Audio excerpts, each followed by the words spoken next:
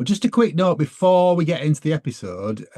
Since we've recorded this episode, we've got permission from Lucy and the band to put a couple of preview tracks on the end of this episode. So listen on after our waffle, and you will get Cover My Eyes live at Leeds Town and Country Club on the 24th of February 1994. And Craig? Don't Hurt Yourself, which is from Montpellier in France on the 15th of June 2004. And these are preview tracks for the two downloads that we're talking about today. Enjoy. Hello. Hello. And welcome to Planet Marzipan, your fish and Marillion podcast, where we talk about all things in the planet of Marillion and fish. I'm Mezza, and here's my mate, Craig Houston.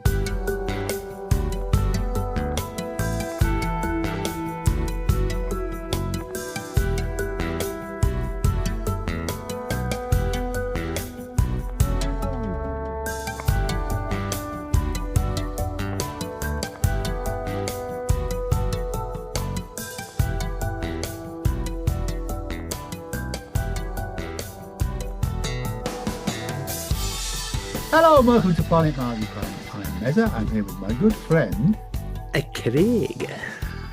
And we're trying to enunciate some feedback from Andrew Barnsley Wood. No nutty on tonight. Yeah, because Apple can't tell what we're saying, apparently. Well, that's how Faye Guston turned up. Exactly how Faye materialised, isn't it? Yeah.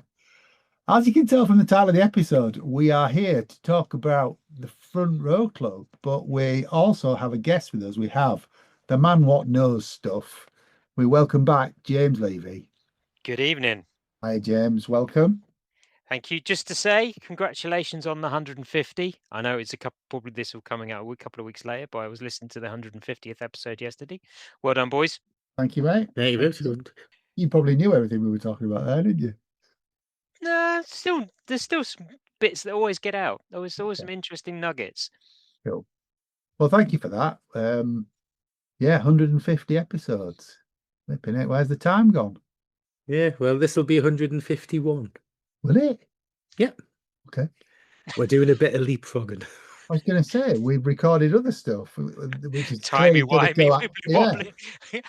The schedule's changing, folks. I don't know what's happening. I am shifting the sands. I've told you need to go and clear yourself out. Front Row Club, boys. The original Front Row Club was in 2002, I think. 2002, yeah, that's right. So were you a member, James? I was, yes. And were you, Craig, for a little bit? No, I was for most of it. Not right till the end, but I was like most of the way through. Yeah. So it was conceived as a subscription service. So initially, I think the subscription was 6 discs per subscription. And then they reduced it down to 4. There were some issues that were automatically sent to you. And then there were some that were optional. So there were which were there was some represses, wasn't there? Well, there's some reissues, but there were 40 physical releases. So the first one was from Ludwig's Hall in covering a gig in '98. Yeah, Duisburg. And you've heard us make reference to them when we're doing the album reviews. Somebody's asked us for a listening guide for the Front Row Club, but that's probably a bigger job than it sounds in a sentence there, I think. Yeah, I think to be fair, we might do a proper deep dive into the original Front Row Club down the line. And dig it all out. Because I mean, I remember when the first they brought up the idea of the Front Row Club, because wasn't it part of when Lucy was doing the rounds, meeting the fans? I think that's where it came from. It came from then. We talked about then. So I mean, that's going back to like 2000, 2001. Oh, 25 years ago, by heck. But I mean, with the third issue, there was a free Front Row Club T-shirt. So I've got that somewhere. I've got that somewhere. Yeah, me still too. got my blue Front Row Club T-shirt. Yeah. And then they started to reissue things that had been released previously. So there was a reissue of the Borderline CD, a reissue of the Barrowlands Yeah, the back in Glasgow, yeah. 3. There was a reissue of Mike Hunter's It was River River. on the Front Row Club. That was Front Row Club 6. Now they were all optional things. So if you didn't have to take those in your subscription. So if you opted out, then your subscription rolled over a bit longer. And they were slightly remixed, weren't they? The A little ones that bit, some came of out. them, yeah. The Bass Brewery one was reissued, and then the 15th release on the Front Row Club was the Curtain Call box set, which is the only one that was sold separately. Yes. And yes, it's going with for agreement with Fish. Yeah. It's going for silly money at the minute. Well, I mean, quite a lot of these ordinary Front Row discs are worth a lot of money now because they weren't pressed in huge quantities. There was some still on sale at Racket up to quite recently. I think, Right. if I remember, seeing them on the website. I don't know how long ago, but certainly within the last couple of years. Yeah. Oh, you would get with your as your subscription was about to run out, you would get a "It's time to renew" card, which says, "Thanks for being a part of the Front Row Club. We're just writing to let you know that this CD is the last issue of your membership. If you want to continue to receive Front Row Club releases and the opportunity to receive optional tales and back issues, you will have to renew your membership now. Don't worry though, you have at least a month before shipping deadline for the next release, but you should visit Marillion.com Front Row and click Join Front Row Club as soon as possible to avoid missing out. We hope you've enjoyed the Front Row Club and look forward to sending you more great offerings from the Marillion Vault soon." So yeah, you get a reminder like that in your pack with your last subscription. And there was some belters. There was some really good Really shows. If if I remember correctly, there was it was the first time we got to hear a lot of those gigs from tours that you either had them on bootlegs or you didn't hear them at all. And I think, when did it finish? It's towards the end of 2007, wasn't it? 2008. Or 2008. Front Row Club 30, Front Row Club 40 was in 2008, Paradise Amsterdam. I mean, some of my favourite ones are going back to the Moles Club one from, was it 1990? And also there was one from 91, which was at the Liverpool Royal Court, where it was a production run through. Yes. So some really interesting ones, because of the Moles Club, because there was different versions of stuff that was on holidays, and the production run through was interesting to run through of a set without an audience. Well, yeah, I mean, there's all sorts. There's a Dingwalls gig from 2001, which is really good. There was There's the Aylesbury warm-up for the Marbles tour. which has a glitch in it, but people still wanted it, didn't they? But and there's also a really good Los Trios gig from Bowery Ballroom in 2005. There's lots to. It's worth saying that all the original Front Rows are available as downloads through Bandcamp now, aren't they, James? Yeah. Yeah, Mark's put them up. Including I think the last 3 I couldn't see there on Bandcamp, but they're probably still on the Marillion website. So, yes, because they did, 3 digital ones, wasn't there? There was Poughkeepsie 95, San Francisco 2005, and Manchester Academy 2007 were download only. I think has that Manchester Academy got Circular Ride on it? I think. Yes, it was one of the 4 gigs that had Circular Ride on it. I was at that show. Yeah, I was there. Probably. So was I. We were there. We find that a lot, Yes. Yeah. They were also, I mean, they were really pushing the Front Row Club back then. There were samplers as well, weren't there? There were separate samplers you could buy. Yep.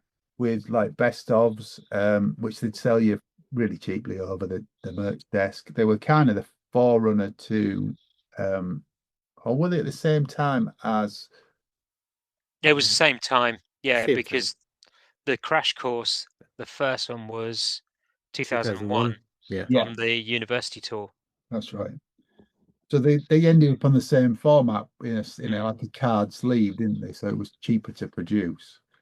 And then it all went away, and then it seemed to be more concentrated on, similar to what other bands were doing at the time, where it was like doing a lot of downloads from a particular tour, going onto the digital format rather than keeping the live albums as live albums and releasing more live albums like per tour, like a proper live album per tour.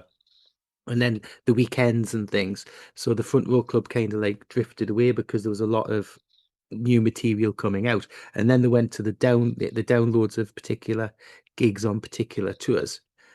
Well, there so was there's in the quite a lot. meantime there was the Live Here Now releases. So in 2008 there was a Happiness Is the Road release you could buy at the gig at the Forum.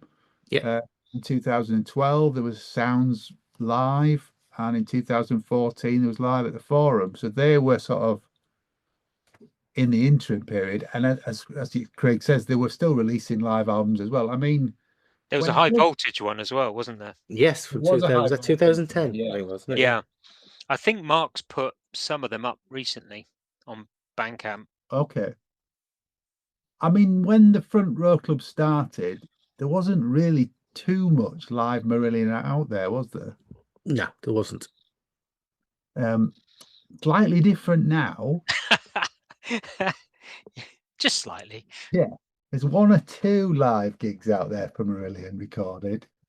But we've got James on because he is a big part of the reason why the Front Row Club has risen Phoenix-like from the flames. James, do you want to tell us a little bit about some of the discussions you had with Lucy and the guys about bringing the Front Row Club back? Yeah, so the backstory to this, I guess, is born out from, and for those who don't know, I do a lot of archiving for the band. Came through the me working on the making ofs, and then being involved in the remaster series. And the Vault Racket, or the Racket Attic, has got stuff everywhere. Was put more together by friends of Stephanie, and forgive me, I've forgotten the names. And it's a case of there's lots and lots of bits and pieces over the years of different formats and different tapes and different bits and pieces. And so when I started digitizing all this, obviously as it was digitizing, got to listen to some of them, and things are going, and in the process of listening, I was like, this gig's fantastic. This is really good. And sort of started making mental notes of, well, potentially this could be used. Initially, it was ideas of potentially this could be used for the remaster series. That maybe this gig can be added to either the live disc or the Blu-ray or whatever, and extras. And then obviously some of the stereo tapes are not as good as quality as the band would like on the remasters. So it was a case of, I think, probably about 2.5 years ago, maybe 2 years ago, I sort of had a discussion with Lucy about the band was starting to write their new album, which they still are. That's many years time later. of recording, Yeah, time of recording, yeah. And said, how about have you thought about sort of bringing back the Front Row Club in a digital and more of a digital format? And this has been sort of a discussion on and off for the last couple of years, and then last year got the go ahead. And I think it's been a case of been waiting to put all this together, because as you were discussing with Lucy and Ian, there's been a lot of releases this year and last year, and it's a case of slotting that in and not sort of losing it or getting a lot of people not wanting to buy or things like that. And I know there's a whole question we'll talk about probably in a minute, like digital to physical formats. So and then it was a case of starting to look at which gigs would be part of the Digital Front Row Club. And my sort of view on it was like, I didn't, a bit like the original Front Row Club, is something different, something that, you know, and as you said, there's a lot of live gigs out there, but there's still gaps in the different tours they've done, different gigs. You know, there's memorable gigs, there's gigs that people talk about, and we'll come on to them in a minute. Yeah. And it's a case of identifying these gigs and then saying, okay, do we have it? Yes. Is it in a good format? And then putting them together. So that's really where it's come from.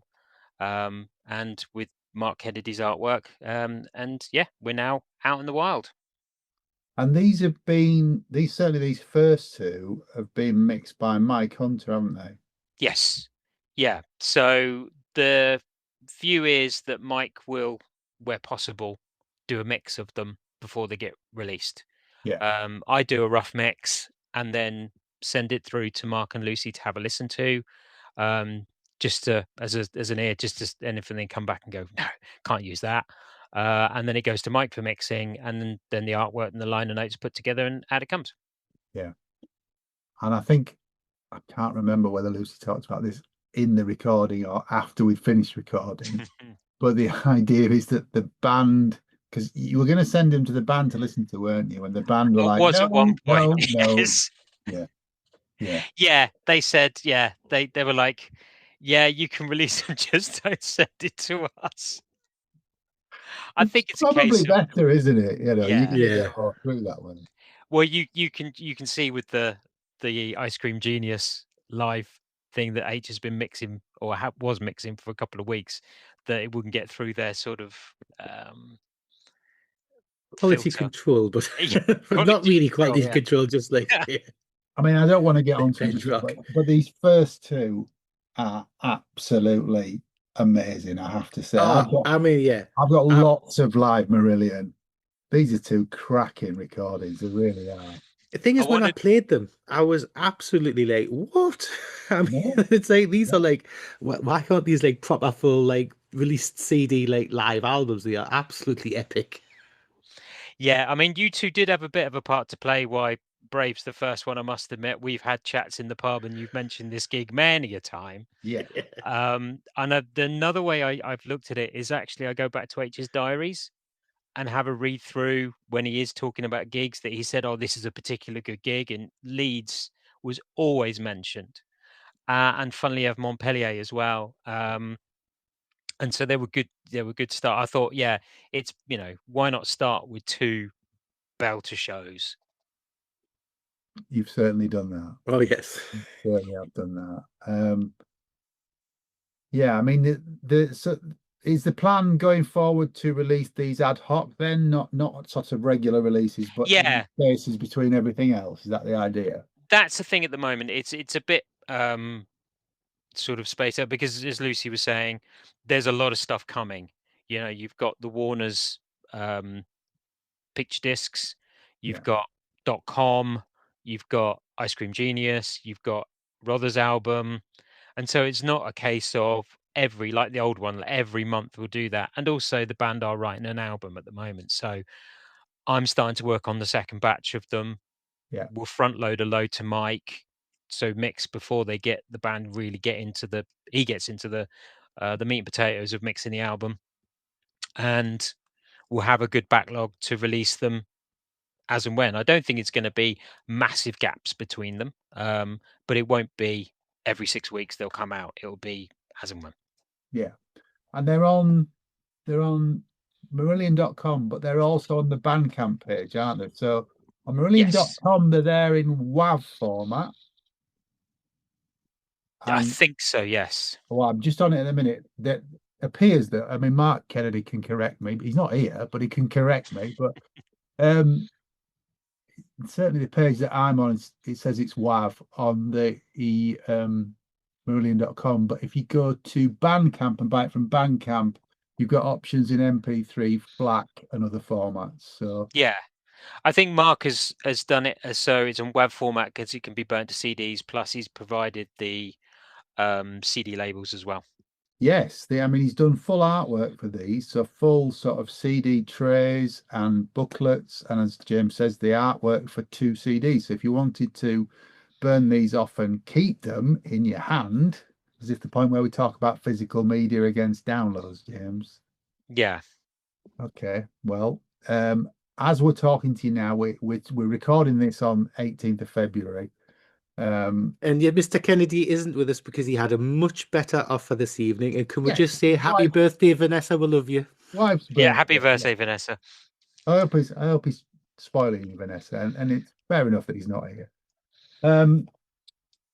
But in the last couple of weeks, so this was announced, and also Stephen Wilson has announced the relaunch of his Headphone Dust website. He's put out an album, a live album, which is download only as well. The difference being the Marillion ones are in standard formats. This is my, in layman's terms, this is my take on it. So please chip in, guys, if I'm getting this wrong. They're in standard formats, which are easy to play. The Stephen Wilson one is mixed in Atmos. He's done binaural headphone mixes, and the file that contains all that is something called an MPV file, which can only be played on certain things. Yeah. James is nodding, so explain that to me, James.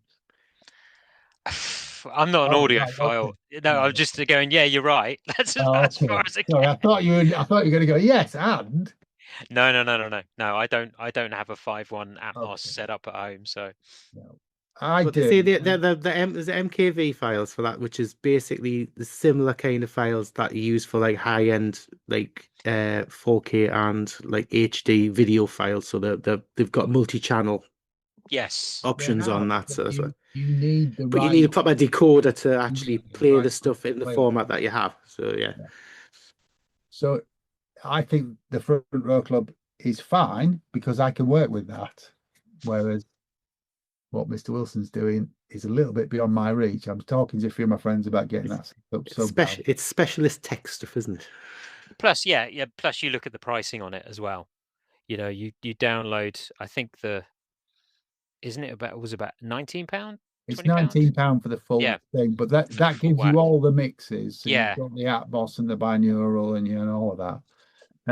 Whereas these Marillion ones are £9 at the minute at time of recording. So, that's a double album. And I have to say, we've already said, the quality on these first two. Sound quality is amazing. It's just fantastic. It really is. I mean, it would have been nice to have done a silly kind of launch thing and do the first one or two on a limited edition CD release, but that's just us being old school. Just get yourself in all sorts of bother there, yeah. Because then it'll be, well, you did it for the first one. Why can't you do it? Yeah. Yeah, and I understand people, like to have the product in their hands, and very much for Marillion fans, they do like physical product. But I think this, it's for me, it's better to have these out there than not at all. Definitely, and yeah, I think when folks hear them, some people, quite a few people have downloaded them already. But if you're at all inclined, I would suggest. I mean, both of them are great. Depends what your favorite era is, really. Yeah, I mean, the Brave show. You mentioned, you guys mentioned it. H has talked about it, and I listened to it the first time, and it was complete, which is always a good thing. Yes, good start. Which is a good start, and I'll talk about that in a minute because there's been a couple of questions around them. But it's really early on in the Brave tour. It's the 4th date, if I remember correctly, and it's they're loose. They're still finding their way, but actually, I think it's a belting gig. But they're not. And this sounds like a criticism of loose Marillion now. Stop a song and restart it. Loose Marillion back then, just explore. They keep going and they kind of explore. It's not the same.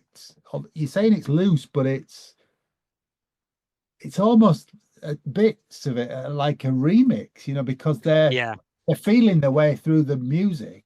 They're not stopping as they would now. And they're carrying on, and it gives it a whole other edge. Yeah, and the crowd just absolutely takes them with them. The atmosphere, I do remember the atmosphere at that gig being absolutely electric, and it was a standing gig, and it was, where a lot of people say that, a lot of people didn't get Brave early on. The crowd went with this. They seriously went with it. And I think the audience, it was just a spark in the crowd, and we really dug Brave. And this is where I think you, me and John have talked about. It's where you really, really got the album for the first time, seeing it live, in with all the theatrics and everything with it. And yeah, it was a special gig, and it's good to listen back to it over like 30 years later, because you've got vague memories in your head of stuff, but like when you actually get to hear it in the glorious stereo that it is, it's like, yeah. What as James says, I mean, the audience reaction at the end of Great Escape, the audience reaction is phenomenal, isn't it? I mean, we were stood anyway, but it's a standing ovation. And I think, as well as the one of the other things I liked about the gig is the band, after they've done Brave, when they get to the encores, they just relax and have fun. You could really hear them having fun. Yeah, it's a historic show in their history. I think I'm really, really pleased that you picked it as one of the first releases. So do you want to just quickly, we'll reel off what the set list was? Yeah, you reading it or am I reading it? I can do if they want. So obviously you've got the intro with River, and you've got all the Brave all the way through, and they went off, came back, and the encores were Cover My Eyes, Slange, Uninvited Guest, Easter, Garden Party, The Space, and Hooks in You. And Hooks in You is quite funny to be such a up tempo, like fast song after you've just had the emotional trawling of Brave. But yeah, very upbeat ending. Yeah, and it's the typical UK set as it was at the time. Yeah. But none of what I'm trying to do as well is one of my sort of things for the Front Row Club is to look, the digital Front Row Club, sorry, is to look at legs of gig or tours where they haven't had a release, because the band are, differs from tour to tour, but usually they rotate songs in and out, and it's the first time there's been a full UK release, because they've been a couple of shows were on the B-sides, Cambridge, I think it was, and the Forum, and so this is the first time a full show from the UK tour was released, or the first UK tour was released. Yeah. And as the notes say, the album had only been out 2 weeks at this point. So as much as the band were feeling their way through it, the fans were trying to get their head around it. It was because the departure for them, wasn't it? Yeah, the tour had been on sale for a while, and Brave was originally supposed to come out like mid to late '93. Then it was pushed back to the February '94. So yeah, they finished mixing it mid to late September '93. But yeah, thank you, James, is all I can say for this one. You're welcome. You're welcome.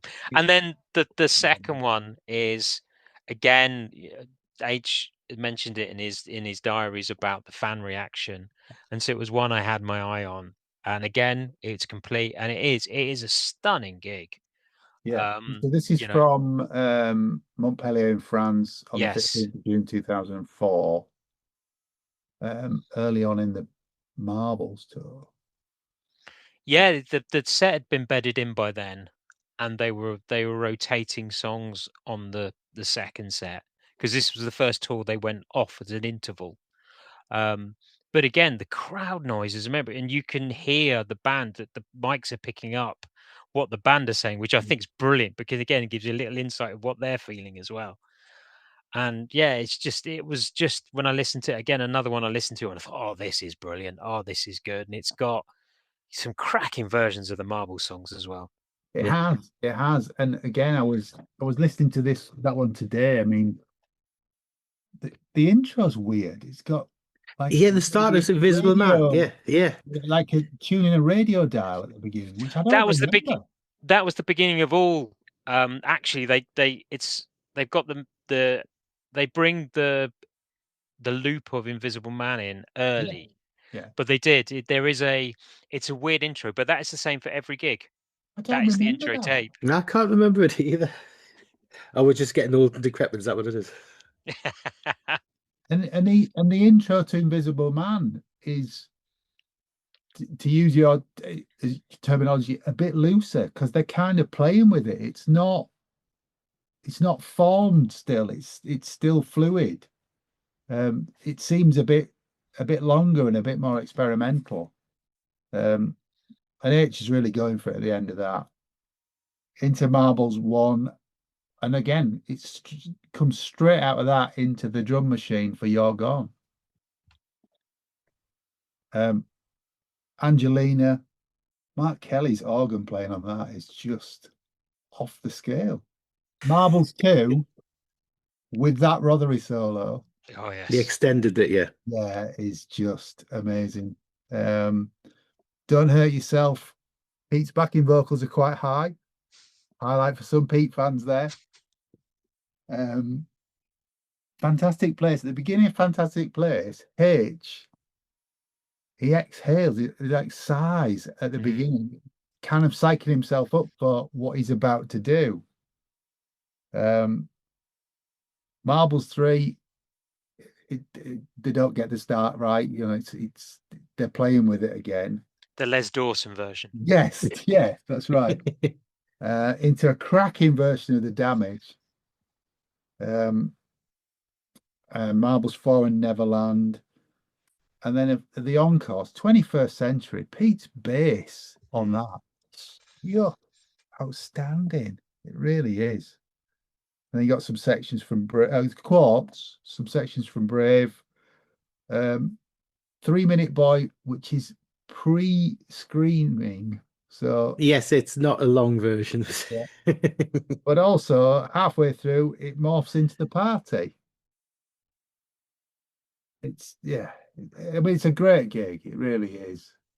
It's a long one as well. It is, isn't it? So it's Invisible Man, Marbles 1, You're Gone, Angelina, Marbles 2, Don't Hurt Yourself, Fantastic Place, Marbles 3, The Damage, Marbles 4, Neverland, 21st Century, Quartz, Bridge, Living with the Big Lie, 3 Minute Boy, The Party, Between You and Me, Estonia, The Space, Cover My Eyes, and Easter.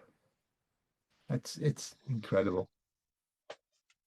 Yeah, I forgot because they didn't do Drilling Holes, did the back then. They did The Damage instead as part of the Yeah, they hadn't got it right. They sort of needed a bit of a run up for that one, so they brought it in the second half of the tour. And you said, is this one that H just talked about in the diaries then? Yeah. Apparently it's it's something like, and if I'm remembering it correctly, if I put it on a liner notes, the crowd got to 105 decibels, and you can hear the band just taken aback because it's the first time they play Montpellier. Yeah. And they went back during somewhere else. And they're just completely taken aback. And for me, this is what the Digital Front Row Club and the Front Row Club is about: finding those cracking gigs that are buried in the vaults and releasing them. Yeah. I mean, in the liner notes, there are a couple of digital errors on Cover My Eyes, but they don't spoil your enjoyment at all. No, I've got a strike rate. So when I'm listening to potential shows, if the strike rate goes up enough of digital errors, and you can't correct digital errors because these are not multi-track, these are stereo tapes, or in that, I think, were they DATs? Yeah, possibly DATs or mini discs.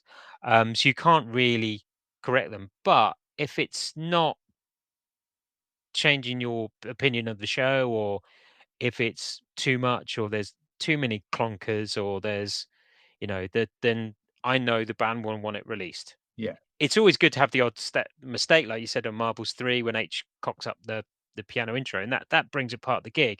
Yeah. But actually, if it's too much of a clanger, it's not going to get past the quality control. Like, as I say, you mentioned it in the line notes, but it really doesn't spoil your enjoyment of this gig. No. Yeah, it's fantastic.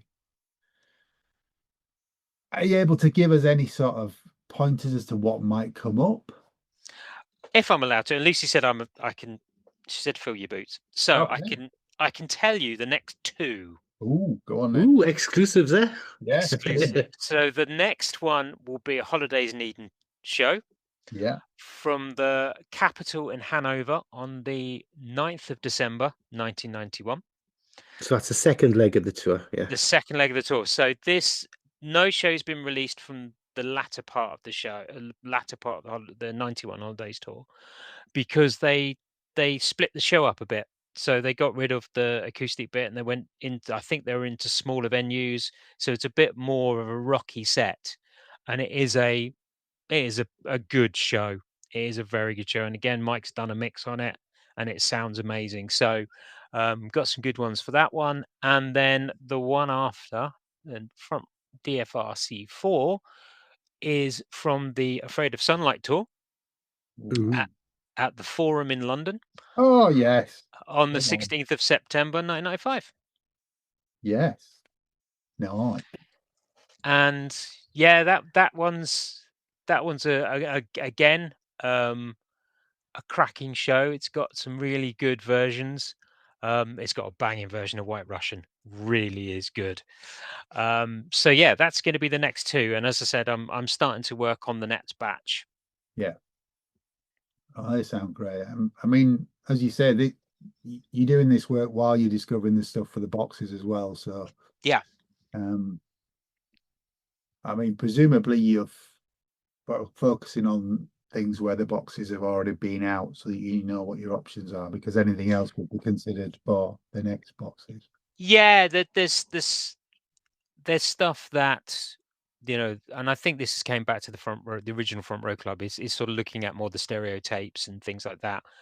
I'm looking at what's been released and what hasn't. And the only sort of set timelines we are talking about age era. We're not going back beyond that. But you know, nothing's really off the table at the moment. So looking at tours that haven't really had much coverage. Los Trios? Los Trios. Yeah. I've got a couple of potentials for that one. Yeah. Possibly convention set lists as well. Ooh, heck. Wow. As I said, so I think one of the next batch will be a latter day tour. And so looking at, sort of, it's a case of looking at shows that there are gaps out there today, and there's diminishing gaps from what we've got in the Racky Attic. You've helped plug a lot of these gaps, James. That's true. Yes, I am the master of my own down. You are, yeah. But there is, you know, there's a lot of things. I look at set lists because you can tell from a set list what's potentially going to be a really good show, because if they're not playing a number of encores, there might be reasons why for that. Yeah. And also sort of looking at where there is stuff available. So somebody asked the questions like, do Marillion record everything? No, they don't. So what happens is, over the years, the format's changed, as in what they record. So if you go back to things like Season's End, Holidays in Eden, they were on digital audio tapes, which the band, when they were going through their lean period, you know, for end of EMI into the Castle years, they started reusing tapes. Yeah. So there are gaps from there that are not available. Yeah. So you'll get suddenly, and I think this has been borne out if you remember Radiation, the original Radiation release had a Easter in the background. Yes. Yeah. It's because that was a pre-recorded show. That was a show they recorded, and then they reused the tapes. So some of the gigs, like I think there's not much coverage for Afraid of Sunlight tour. They didn't take equipment on the road to the States. And that was also, a shorter tour, though, wasn't it? As well, yes, it wasn't a big, there wasn't that many dates in it. Even in the UK, there wasn't that many dates. It was one of the shortest of the tours. So there are, and there's other tours that they didn't take the equipment out much for one reason or the other. So there are gaps, but nowadays they record most of the shows, not everyone, and there's also there's equipment breakdowns and things like that, and there's you do get some gigs that you listen to and you think, oh, this is great, this is going great, and then suddenly and the rest of the set's missing, and it's like, oh bugger. So yeah, that so that's sort of answering the question. Is there any scope for what you've done with the H band then in those instances where you can kind of put a best of the tour out? Possibly. I mean, that's possibly something to look at. I mean, that might be something we look at for some of the boxes, the remasters later on, because obviously when we're looking at Happiness is the Road, for example, a lot of the tours were used as downloads. Yeah. So it might be a case that's something we look at. Maybe that is something to do later on. I don't know how long this is going to go, to be honest. It's sort of, we're just getting started. Yeah. So it's a possibility. Would there be a possibility of, because I know the original Front Row Club started, let's say, back 2002. Technologies came on a long way, and especially how good this recording is.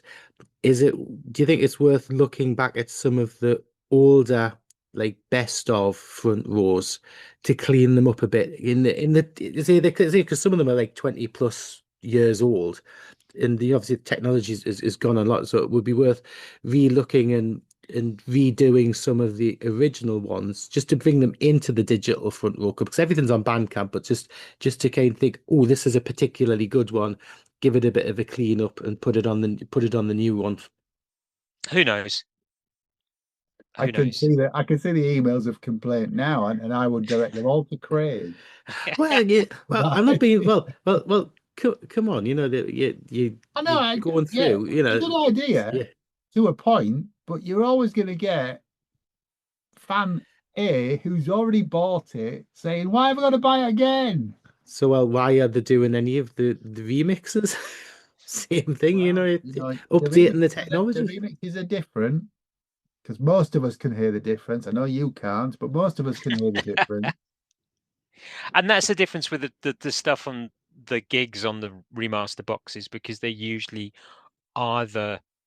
they are multi-tracks or semi-multi-tracks. Yeah. So with the .com one, the London show, that's taken from a DA88 tape. And for those who don't know what a DA88 tape, it looks like the old sort of camcorder tapes. They're like mini version of VHS tapes. And those are almost multi-track, where you get, normally when you get a mini disc or a digital audio tape or a tape, they're stereo, so you can't do a lot. You can do some. I think more is coming out now with AI and things like that, where you can split the different instruments and stems and stuff now. Yeah, turn them into stems and check the balances. But with like the London show, I think it was an 8-track, so there was a superior mix. And also the other things as well.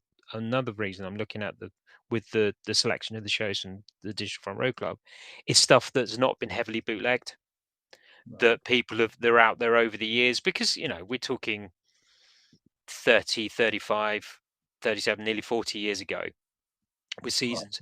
Stop it. I feel old enough. Yeah, I know. I was there as well. And people want to hear something different. So again, that's something in the sort of selection criteria. It's something that's not been readily available on the bootleg sites. Yeah. Well, it sounds really exciting. I'm really excited for it. I know Craig is as well.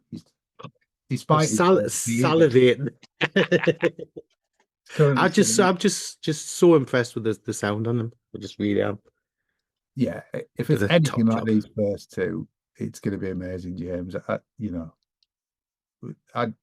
We are gushing, and It's not because we're fanboys. It sounds. Well, we are. We are. All right, okay. We'll put our hands up to that. You can't accuse us of being something that we definitely are. Yeah, all right then. Okay, but they are fantastic. And if anybody's got a way now to burn them to disc that can help me out with that, because I don't have a burner anymore, but I would be very interested in that. But yes, so we direct you, if you're interested at all in these, have a look on the Bandcamp page. Is probably the quickest way to do it. I think there's some samples on there as well, isn't there? Probably, yes. I've actually not been on the Bandcamp site, but Just plain Don't Hurt Yourself there from the Montpellier gig, and there is a sample of Cover My Eyes from the Brave gig as well. So there's a couple of tracks on there so you can listen to the quality. And with Bandcamp, you can stream them as well. Once you got them, you can stream them on the Bandcamp app. Yeah. Fantastic. Well, sounds good to me, James. It's another top job, Agent Levey. Cheers.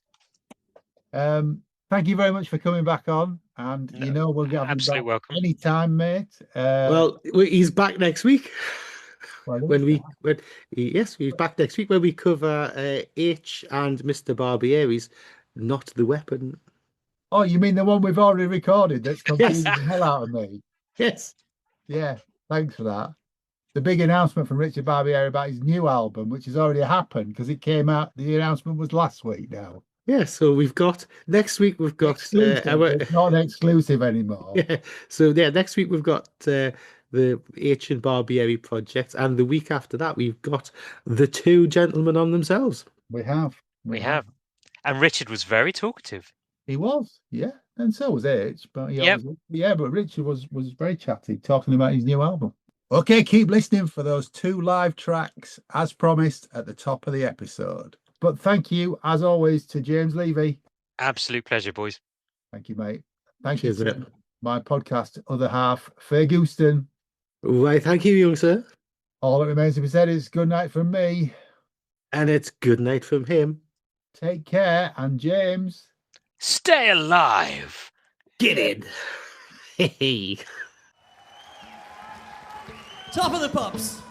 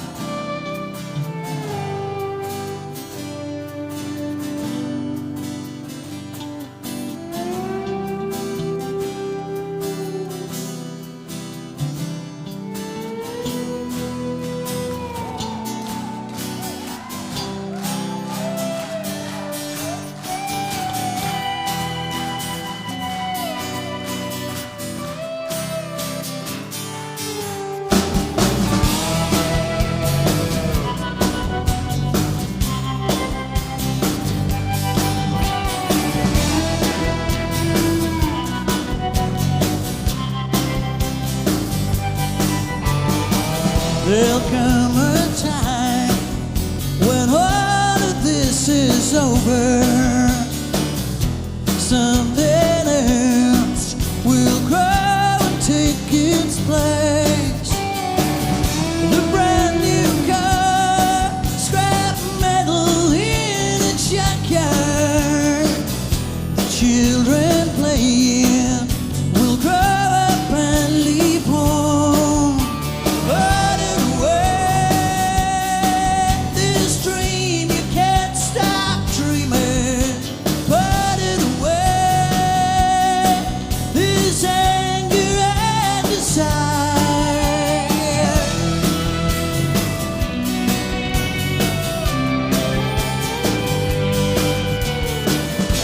The open road is infinitely hopeful.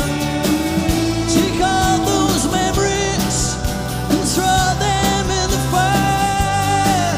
And don't hurt yourself. Don't hurt yourself.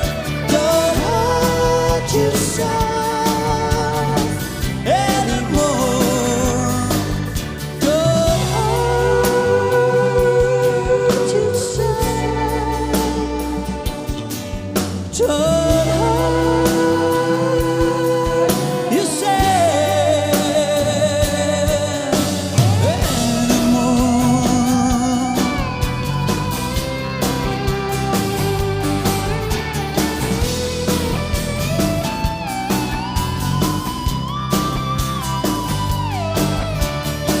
There's an old man on a warm and sunny island.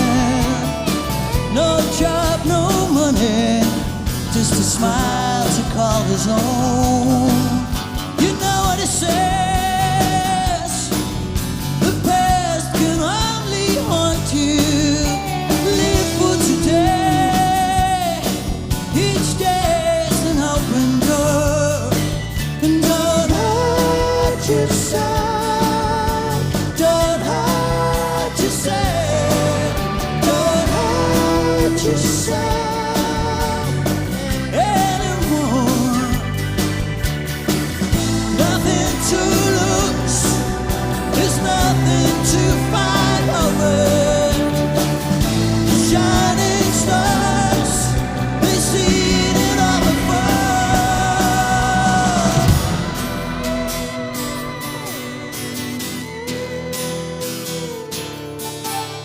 Don't hurt yourself. Don't hurt yourself. Don't hurt yourself anymore. Don't hurt yourself. Don't hurt yourself. Don't hurt yourself anymore. Anymore. Anymore.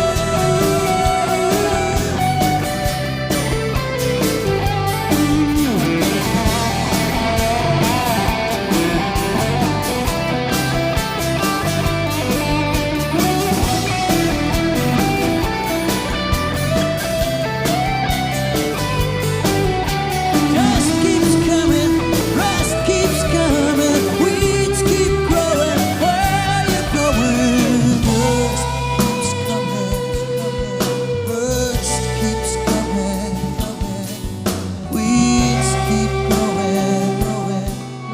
Where you going?